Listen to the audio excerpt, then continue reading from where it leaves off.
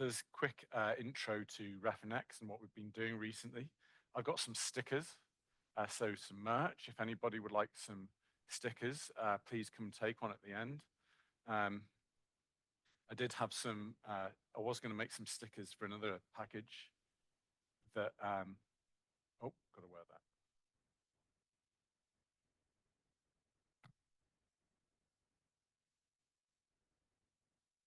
It's like the special medallion. Um, yeah, anyway, so refnx in a nutshell. Um, Other people this morning gave demonstrations. Demonstration is going to be pretty hard because there's so much um, in refnx, so much that you can do, lots of functionality, and demonstration might not give it justice. Um, so whilst you read that, I'll pull some out of this slide. So mixed reflect models for incoherent averaging of patchy surfaces using different components to model subset of an interface.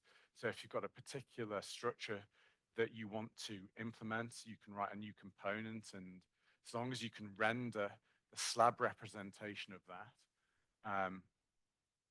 you can create your own models with physically relevant parameters. We have simulation of NR data sets, possibly in a slightly different way to what was being presented this morning in the other session. I wish I was at that one as well as this one. Different types of resolution fitting, stuff on clusters, batch fitting, and so on. Lots of stuff. If you want to get hold of refnx, the code's on GitHub, where that's how you contribute your own changes if you want to make them. We have documentation on Read the Docs with lots of different examples for how to get started, frequently asked questions, how to install Python, how to install refnx, use the GUI and so on. I have a video tutorial page on YouTube. I hate listening to my voice when I listen to it back on a video. I hope, whenever I replay them in my mind, it's horrible. Anyway, and also a location where people can contribute your own code, and that's in something called refnx models, similar to the SASView marketplace, I guess. So new features that we've been doing recently, because we've developed code for doing ellipsometry, we had to make energy dispersive scatterers, which should allow us to do something along the lines of resonant soft X-ray reflectometry.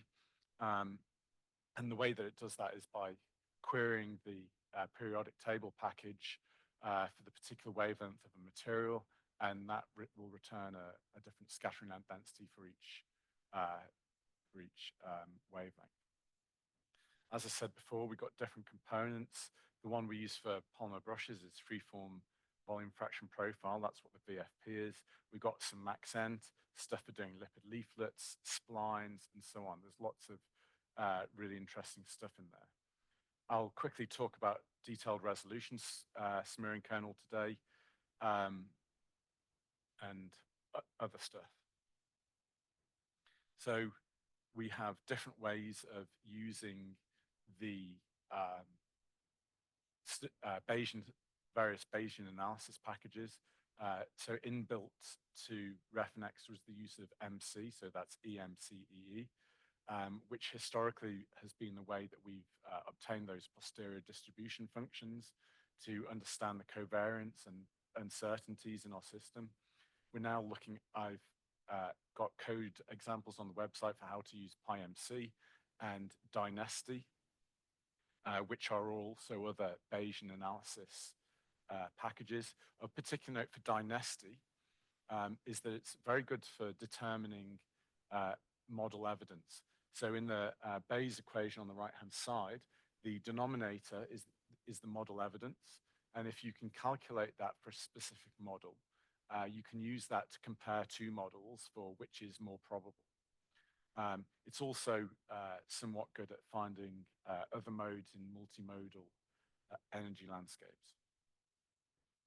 So this is a demonstration of what you could do with, say, Dynasty for model selection. On the left-hand side, we've got a couple of overlapping Gaussians.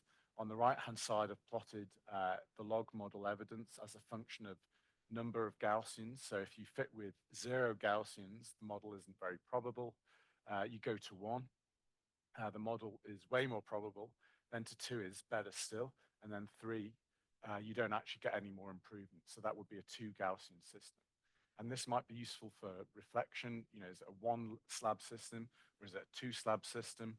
Or for different, that would be an example of a nested model. But you can have 2 separate kind of structures, and you know which one is the better one. And each of those has different speeds when it comes to getting the number of effective samples per second. We do a lot of, I personally do a lot of work with detailed resolution kernels. This is going to be something that's important for DSS when it comes up. The reason for that is for time of flight reflectometer, the wavelength resolution is square. That's the middle graph on the left-hand side, but the angular resolution is trapezoidal. If your wavelength resolution is much wider than your trapezoidal resolution, you end up with something like on the right-hand side. So in the right-hand side, the black curve is a Gaussian resolution kernel. And that's approximating the true resolution kernel, which is the green one. So the green one is actually somewhat trapezoidal with a curved top.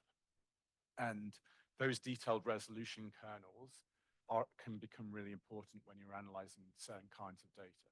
So if you're analyzing data near the critical edge or sharp features, yeah, that structure can become really, the actual shape can become really important. And one thing I'd like to happen in ORSO is being able to encode a probability distribution function like that on the right-hand side for each Q point. So that will happen eventually, fingers crossed.